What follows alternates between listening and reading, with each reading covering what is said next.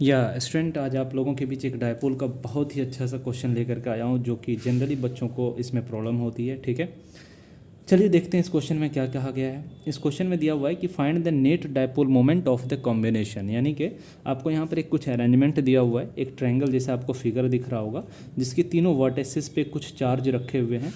इस वर्टेक्स पे plus Q है, इस पर भी प्लस क्यू है और इस पर -2 क्यू रखा हुआ है। ठीक है ना, तो बोल रहा है इस पूरे कॉम्बिनेशन का टोटल डायपोल मोमेंट कितना होगा ये पता करिए। ठीक है, देखिए सबसे पहली बात तो बच्चे इसमें कई बार कंफ्यूज हो जाते हैं कि भाई इसमें डायपोल है कैसे। तो कुछ लोग इसको भी डायपोल समझ लेते हैं, ये प्लस क्यू और ये प्लस क्यू मिला करके एक डायपोल समझ लेते हैं, जबकि भाई डायपोल का मतलब होता है कि two equal and opposite charge. तो इन दोनों का तो डायपोल पॉसिबल ही नहीं है, ये दोनों डायपोल नहीं है। ठीक है ना, ये दोनों बिल्कुल भी, ये दोनों मिल करके बिल्कुल भी डायपोल नहीं बना सकता क्योंकि ये दोनों सेम चार्ज है, जबकि डायपोल में two equal and opposite charge होता है। ठीक है, अब अगली बात रही इसके और इसको देखने की, तो ये प्लस क्यू है, ये -2 क्यू है। तो अगर इसको भी सोचेंगे तो भाई ये तो इक्वल एंड अपोजिट होता है, तो पता चला कि यहाँ पर प्लस क्यू है और यहाँ पर -2 क्यू है, तो अपोजिट तो है बट मैग्नीट्यूड इक्वल नहीं दिख रहा है। यहाँ पर भी प्लस क्यू है, यहाँ -2 क्यू है, तो मैग्नीट्यूड इक्वल नहीं दिख रहा है। तो अगर मैग्नीट्यूड इक्वल नहीं दिख रहा है तो इस हिसाब से भी ये डायपोल नहीं बन सकता है। ठीक है, लेकिन यहाँ पे हम डायपोल ज़बरदस्ती बनाएंगे। ठीक है ना, और कैसे बनाएंगे उसको चलिए समझते हैं। ठीक है, देखिए ये जो -2 क्यू है ना, इस -2 क्यू को आप तोड़ करके ऐसे लिख सकते हैं, equal to -q and -Q.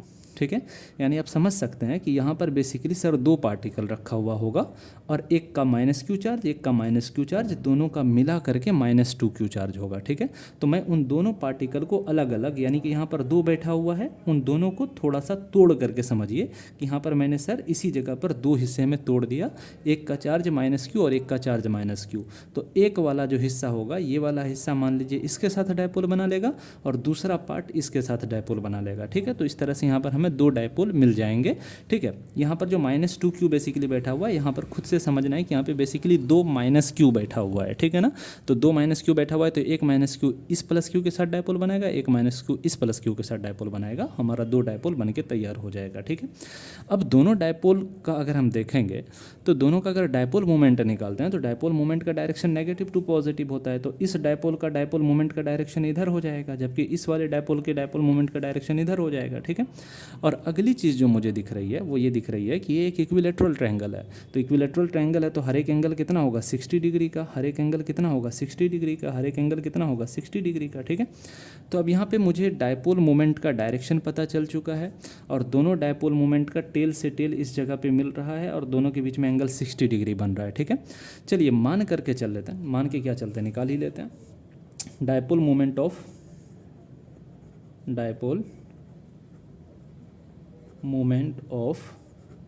One dipole, एक डायपोल का अगर हम डायपोल मोमेंट निकालते हैं जिसको कि हम P बोल देते हैं, तो दिस विल भी हो जाएगा कितने के बराबर, Q इंटू दोनों पोल के यानी दोनों चार्ज के बीच में जो भी दूरी है that is A, Q into A के बराबर हो जाएगा।